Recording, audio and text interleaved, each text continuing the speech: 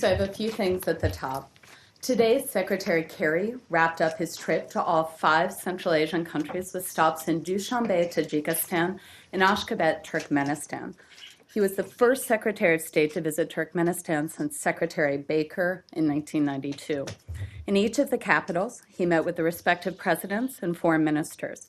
They discussed regional issues, including security, economic growth and cooperation, connectivity within the region and with the West, and of course, human rights.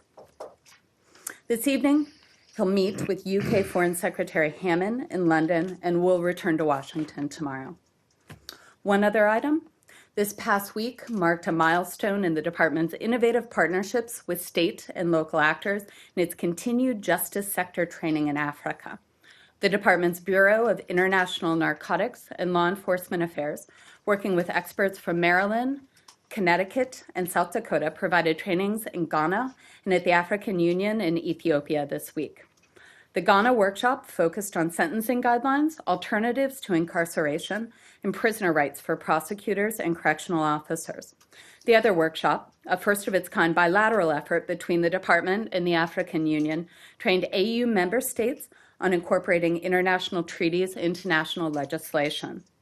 The department will continue drawing on domestic U.S. expertise to work with African Union and countries like Ghana to promote the rule of law and build fair, accountable national institutions. Matt. Yes.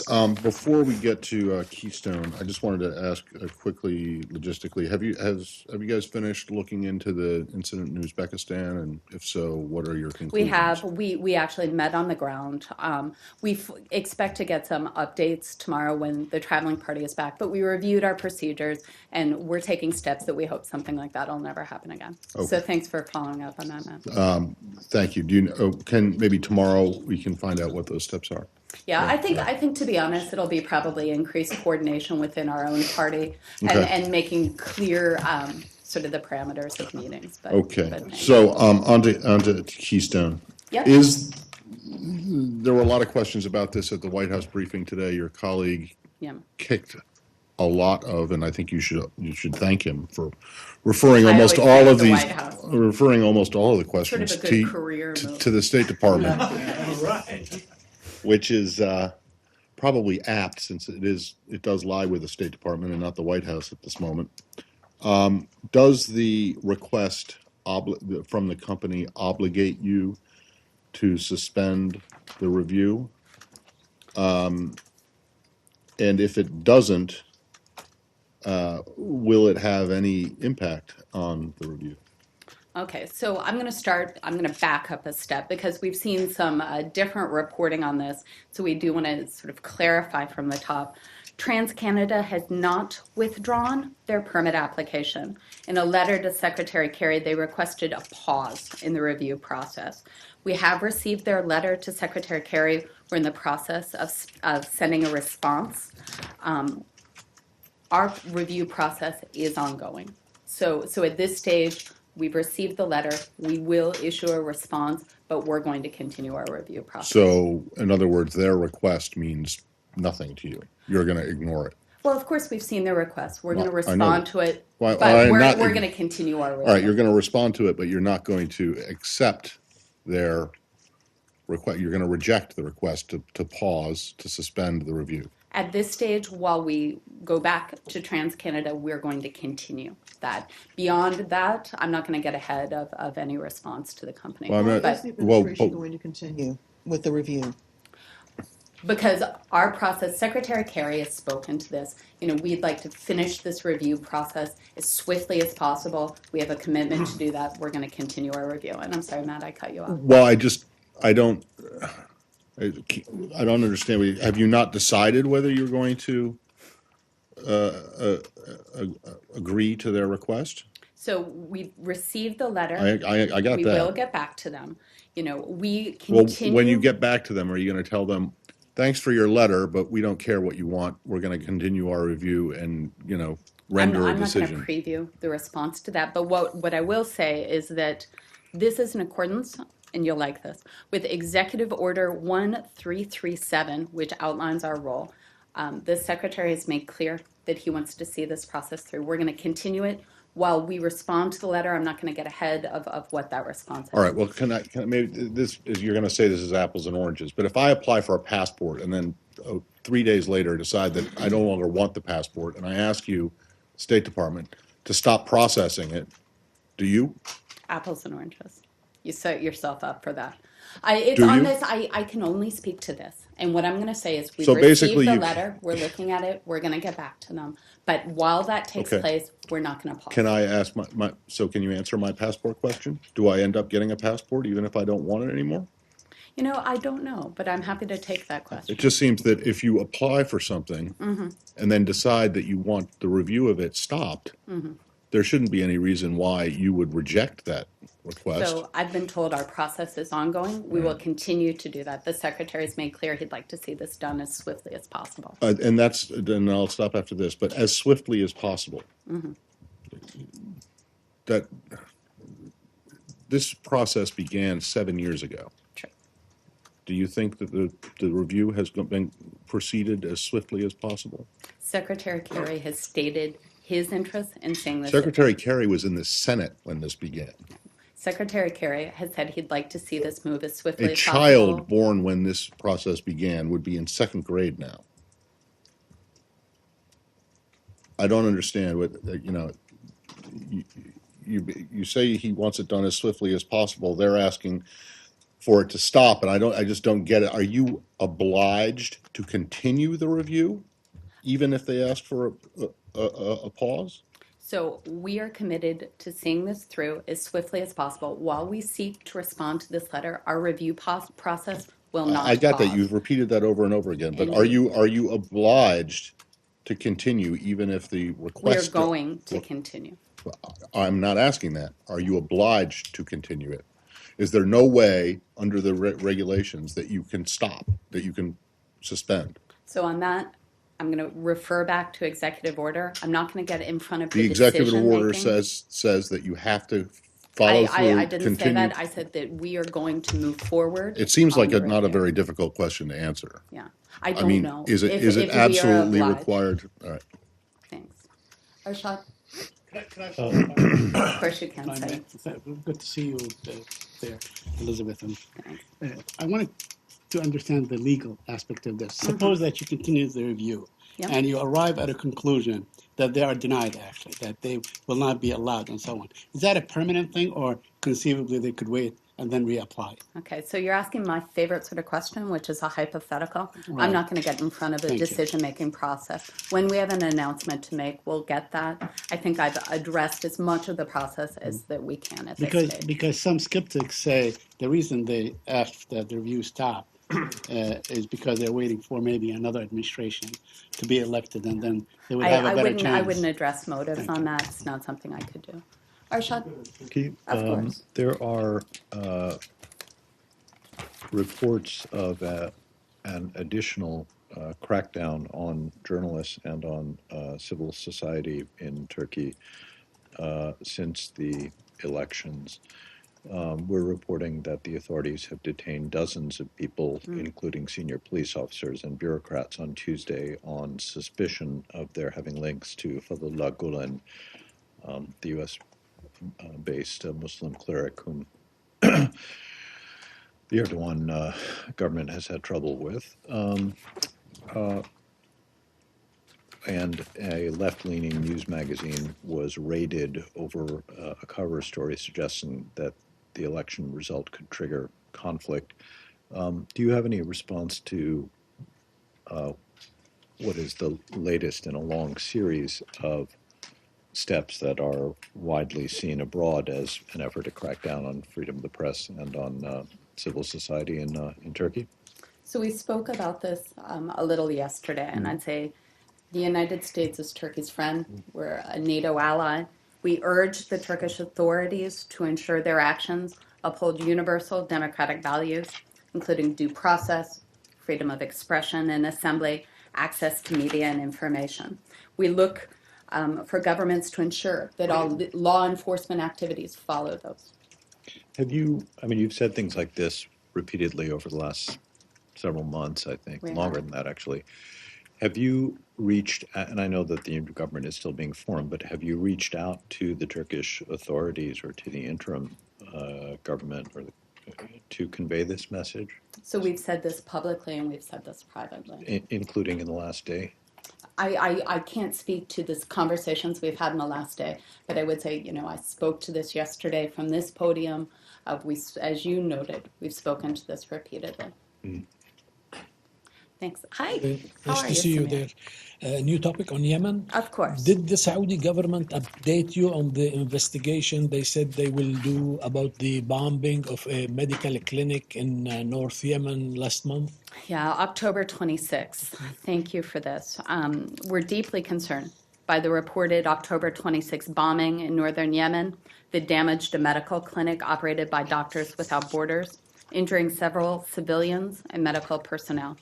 We note the decision by the government of Saudi Arabia to conduct an investigation of this incident and release its results publicly.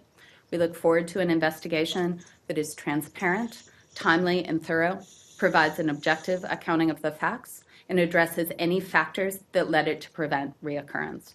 We continue to urge all sides in Yemen to take all feasible steps to avoid harm to civilians and to comply with obligations under international humanitarian law, including with regards to the protection of medical facilities and personnel. And I just want to underscore, there's an urgent need to reach a durable political solution to the crisis in Yemen through peaceful political dialogue. We are working closely with Yemeni leaders and our regional partners towards the immediate resumption of UN-facilitated peace talks between all parties. Thank you. On the topic of hospital bombings, Yeah. are you aware if the reviews into the Kunduz bombing are complete? Where do they stand No, as far it's as a you good know? question. It's something we're tracking. As far as I know, Matt, those reviews are ongoing. The 3 separate reviews. Right. Why don't I check and see? I'd refer you across to DoD, Okay. but it's important for us to get. Would a you status would update. you say the same thing about the DoD, those 3 investigations as you just did about a Saudi investigation, that it be transparent, timely, and thorough? In fact, we have said that. In fact, Admiral Kirby from this podium has talked about the U.S. commitment and the military's commitment to taking a look at our actions. So what I would say is no one does a harder scrub, a harder review than the U.S. military. And then yesterday you were asked a question by one of our Russian colleagues about incidents in Syria that you have spoken about. Were you able to get any more detail on? So I don't have additional internal assessments on that. What we would do is refer you to the credible NGOs who've spoken about this on the ground. Okay, so the United States itself doesn't have Nothing that we can share. any evidence that it can share that would No, back but up we would its assertions. So we would. So you have, but that doesn't mean that it doesn't exist? What I would say You're is saying that it exists, you just can't share it? Is that? Well, what I would say is that credible NGOs on Mm-hmm. the ground who have eyes on this have made public their reports. We'd refer Okay. you there. Can you give, just since they are credible, which ones are they? Can you So say? I think there's a few. Why don't I get you a list? Right. Okay. Can you go back to Keystone? I'd be happy to. Hi, Rob. Hi. First, can you explain, in terms of reviewing the TransCanada letter, do the relevant federal agencies have to be consulted on whether they agree that a pause might be merited? And as a follow-up, what would be the legal input that you would be seeking in deciding whether to grant this request? Okay. Again, I can't speak specifically to the pause. We've received the letter from TransCanada. We will respond to it. While that happens, our review continues. We continue to conduct this review in accordance with Executive Order 1337, which outlines our role. Once we have analyzed all the information needed to complete the review, then the Secretary will make a final determination. If that changes, I'll absolutely let you know. Is there any obligation, in light of the fact that this is the applicant who is making the request, for the U.S. to discuss this with Canada, given that this is an international Yeah. project that's under review? I'm not aware of that. Is there any credence to the idea that those supporters, say, of this administration, that it's dead set on killing Keystone XL. I'm And not going to that- speak to sort of speculative reports on that. We're very focused on advancing this on Secretary Kerry's timeline. Yeah, but to go back to Matt's point, this Yeah. project first started in 2008. Yeah. There was an application, it had to be pulled. They reapplied 2 years ago. And there is concern among the project supporters that this administration is in essence trying to run out the clock. Is that true or false? I think the White House actually spoke to this yesterday, so I'd refer you there. Okay. Hi. To respond to the request? I can't get ahead of that, to be honest, I don't Okay. know. Thanks. Okay, but if we do have an announcement to make, we'll absolutely make it. I'm sorry. It What's your was question about? timeline. Yeah, but it For the was response. to respond to TransCanada. Right. Yeah. How long does it take to write the letter back to say, thanks, we got it? Is it done? To be honest, I don't have any insight on that. If I have something to share, I will. Is it going to have any substance in it, or is it just going to say, thank you very much for your letter? Love, John Kerry. I have nothing to share on that. If we have an announcement to make, I will. I'm not asking for an announcement. I'm just asking do you expect that this letter is going to be anything more than a pro forma thank you? I'm not sure on that matter. Does we change this topic? building take the company's argument that there is a precedent for a pause in light of ongoing state-level reviews? So I'm not going to get into their arguments and why they requested this. What I'll just reemphasize is our commitment that we're going to push forward on this review. We've received the letter, and we will respond to it. Of course we can. Palestinian Israeli. I have one more question. Okay, hold on 1 second. One more here, and then we'll go to you, and then we'll go to you, Mike. So then, where in the review process is this then? It's been 8 years. Is there any guidance for that? Because is it going to be another 8 years, another 2 years? I'm not going to get ahead of the process. As I said, Secretary Kerry has asked for this to move forward as quickly as possible. I don't know how long that process will be. When we have an announcement, you guys will be probably the first to know. It seems like it would be pretty easy to get ahead of this process since it's been taking so long. I can't speculate on that, Matt. Who did I promise? Saeed. Promise me. Okay, the Palestinian-Israeli issue. Today, or early today, the Knesset passed a law of mandatory sentence of rock throwers, Palestinian rock throwers, of 3 years, a minimum 3 years in prison. Of course, it excludes Israeli settlers who also practice throwing rocks and so on. I wonder if you have any comment on that. Do you find this to be a bit severe? Okay, I haven't seen those reports. So what I would say is echoing what Secretary Kerry has said, is that we remain deeply concerned about this situation, not speaking specifically to this law because that would be an issue to direct to the Israelis, but we continue to urge affirmative steps to restore calm and prevent actions that would escalate tension. Okay, so but- I'm not speaking specifically to that because I'm not aware of those reports. Okay, once you review this new law, considering that most of these kids are 14 and 15-year-olds and so on, do you consider that to be a bit draconian?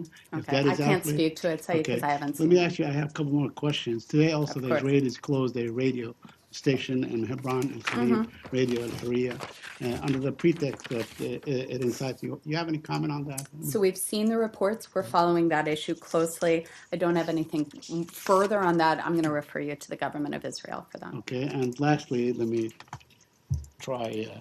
Did you see an op-ed or an article by former Ambassador Daniel Kurtzer that was published in the National Interest?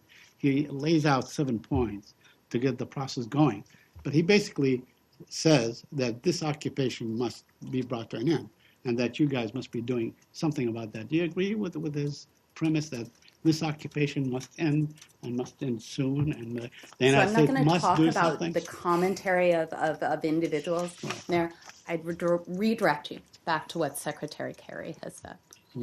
So since Secretary Kerry spoke last week, has he been in touch with either the Israelis or the Palestinian leaders in terms of incitements and to refrain from incitement? So he speak with did them? speak to Israeli Prime Minister this weekend. I don't have a readout on that call, but he is staying in touch. Okay, but did he speak with any Palestinians? I don't have any readouts on that. Can I make sure I understand something? When Saeed course. asked you if you had any comment about the closure of the of the Palestinian radio station in Hebron, you said we're following it. I'll refer you to the government of Israel on that.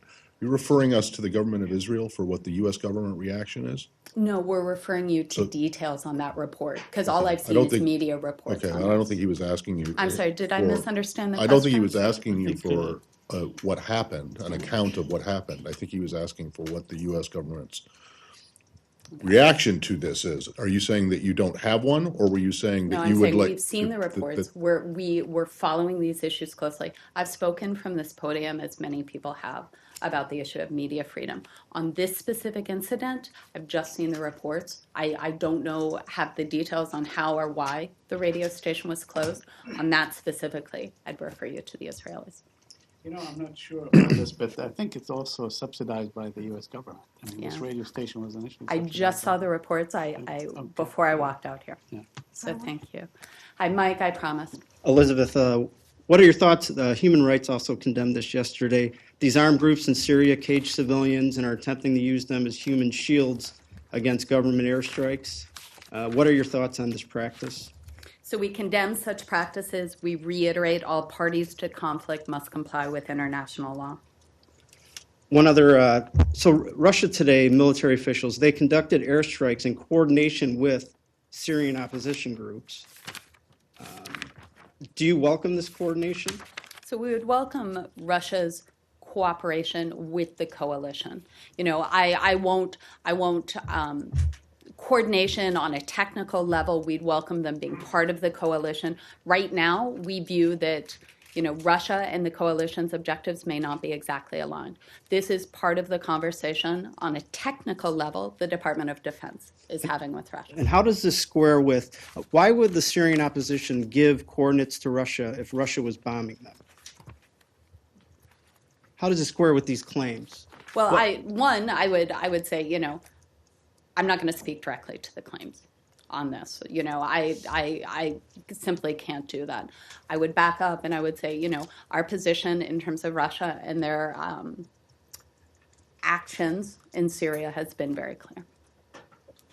On Syria too. Misha? Your Russian foreign ministry counterpart said that Russia does not consider it a matter of principle that Syrian President Bashar Assad should stay in power. She added, Assad stays or steps down is not critical for Russia, but it's up to the Syrian people to decide his fate. Do you see any change in the Russian stance towards the future of the Syrian president? So we've seen a couple different reports on that, and I'm not going to parse a Russian spokesperson's statements. I'd refer you back to the government of Russia for that. You know, Russian actions so far in Syria have been to prop up the regime. Russian officials have said publicly, though, they agree that the only solution in Syria is a political transition. We've consistently urged Russia to focus its efforts on ISIL and to use its influence with the Assad regime to support a genuine political transition. And I just double tap that and say our position on Assad has not changed. The Russians will hold a meeting between the regime and the opposition. Are you aware of this meeting and what do you think about it? So we have seen those reports. As the Secretary said, following the Vienna discussions, the diplomatic situation is more promising than it has been in some time. However, we believe there's a time and a place for everything. There'll be a time and place when the opposition groups will be represented. We just don't think we're there yet. The Secretary stated his position that the international community will be meeting. I think he said in about 2 weeks. We don't have a time on that, so just in case before you guys ask me. We don't believe we're ready for the discussions until the international community can reach a greater consensus about the path forward. That said, we stay in touch with Syrian opposition groups all the time. Will they participate, or do you encourage them to participate in Moscow's meeting? Okay, what I would say is that we think it's premature. This is not this is a meeting that the Russians are going We to know. host. We think it's Oh, premature. you think the Russians should not invite Syrians to Moscow? We think that it is premature to have that meeting. We think that there is a place for the Syrian opposition and a time for the Syrian opposition to gather to have those conversations. We think it's premature now. Can I just ask, why is any of your business? You know, this obviously is for different groups to do, but we believe that I in think Vienna, the international community, the stakeholders got together and they outlined a process. We're still working out the dynamics of what happens after. I understand that, but why do you oppose Russia inviting Syrian opposition figures to a meeting in Moscow, in Russia? Why, Well, we think it's premature. We think that there's a lot of work that is done. We thought there was a good start in Vienna. The stakeholders came around the table, including Russia. We believe that as we continue to work through the dynamics of what was agreed in Vienna, and I'd refer you to the communique, that there will come a time. We think it's premature before the Vienna group meets again. So at the next meeting of the Vienna group, whenever coming up within 2 weeks, it's still premature for the Syrians to actually participate in? I'm not going to forecast who's at the Vienna meeting, the next Vienna meeting. That's still in work. So it's okay for you guys, the United States, to invite the Syrians? Well, no, I didn't say that they were coming to the next Vienna meeting. I said I at know, this but stage you said it's it was- still in work, but we do think it's premature to have those conversations when the post-Vienna work is still going on. But why? Why do you think it's premature, and why shouldn't the Russians have their conversation? Why, you guys are in talks with the Syrian opposition. Well, and we Still? know that there's a Is it number premature of for those? not only the coalition, but the international community who are in talks with various And it's components of also, the Syrian. so in other words, it's premature for any Syrian to be involved in any discussion No. about the future of What I their would country. say is that there was significant groundwork that was laid in Vienna. We believe that continues to work, that there's discussions ongoing, but we believe it would be premature right now for the Syrian opposition to meet until some more groundwork is done. Do you think that the Russians are being underhanded, trying to divide the Syrian opposition? I'm not going to speak Okay. to sort of Russian motives on Okay. that. I'd refer you to Let me that. just follow up on the Assad question, if I may, Michelle. I'll come to you, The Michelle. issue that he raised. Now, on the other hand, the Iranians are saying that actually they are sticking to Assad and listening to statements made by the deputy foreign minister, Abdullahian. He's saying that, we are behind Assad all the way. Do you see a split in the Russian-Iranian position? I'm not going to speak to the positions of various members of the international community where it comes. I'll talk to our position, which is we believe that the sequence of steps following up on Vienna still needs to be worked out. And we're working that out now. We hope to meet again. We hope the stakeholders will gather around the table. I think it's premature for members of the Syrian opposition to meet right now. Do you I'm think sorry, I'm going to Michelle and then I'll get to you guys. No bigger stakeholder in this than the Syrian people? Absolutely. And but it's At premature this for stage- them to have a seat at the table. I don't get it. Michelle. do you think that this meeting in Moscow contradicts with Vienna process or works against it? We think that there's a time and a place when the opposition groups will be represented, but we're not there yet. We all look forward to moving this process forward, getting the Syrians involved as soon as possible. It's their country, it's their future. We're not ready for those discussions yet until the international community can reach a greater consensus on the way forward. Okay? I change the topic, Taiwan? Of course, I'll go to Taiwan. Yes, the president of Taiwan, President Ma, and the Chinese president, President Xi, will have a meeting in Singapore this Saturday. Do you have any comment on it regarding the peace and stability in region? Okay, we welcome the steps both sides of the Taiwan Strait have taken in recent years to reduce tensions and improve cross-strait relations. The United States has a deep and abiding interest in peace and stability in the Taiwan Strait. The benefits that stable and positive cross-strait ties have brought to both sides of the Taiwan Strait, the United States and the region, have been enormous. We encourage authorities in Beijing and Taipei to continue their constructive dialogue on the basis of dignity and respect.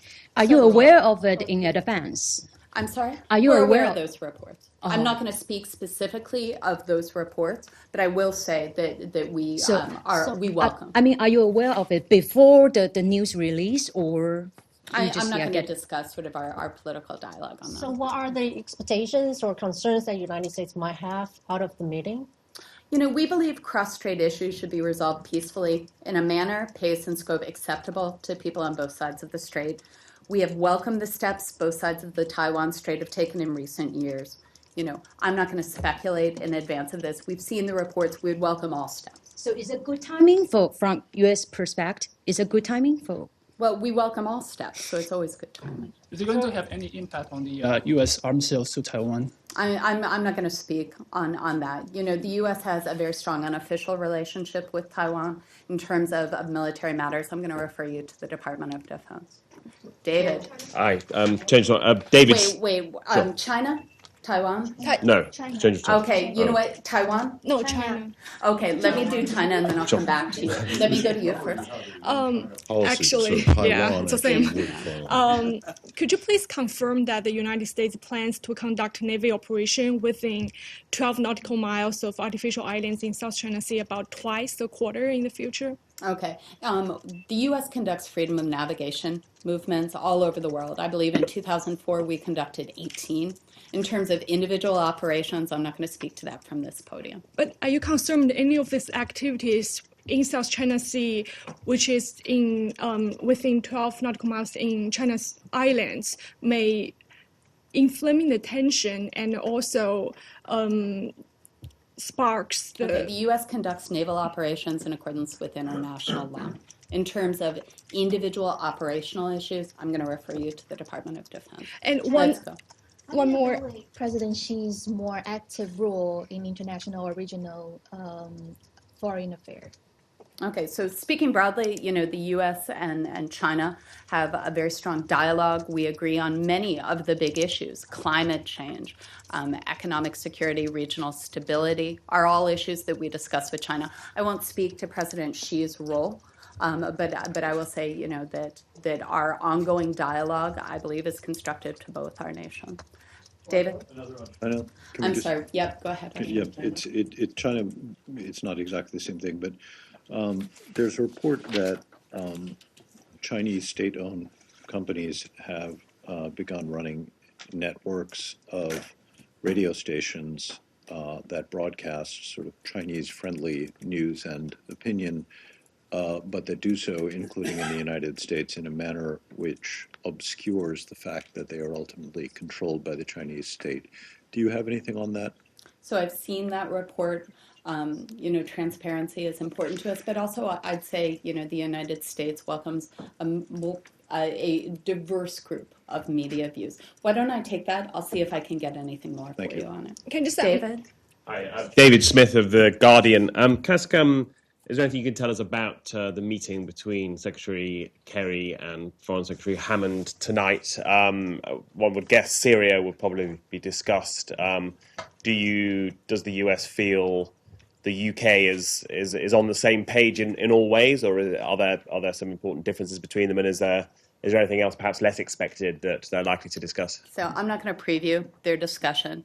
You know, Foreign Secretary Hammond and Secretary Kerry speak frequently. You know, the UK is an indispensable ally, and it's a friend. So I would imagine that they would have many issues to discuss. And on Syria, is the US happy with the UK's contribution at the moment, or? Yeah, I'm not going to speak to another nations. We welcome all contributions from all 65 members of the coalition. Great, Abby. Do you have any information on reports that another U.S. citizen, a U.S. Lebanese citizen, has been detained in Iran? What I would say is we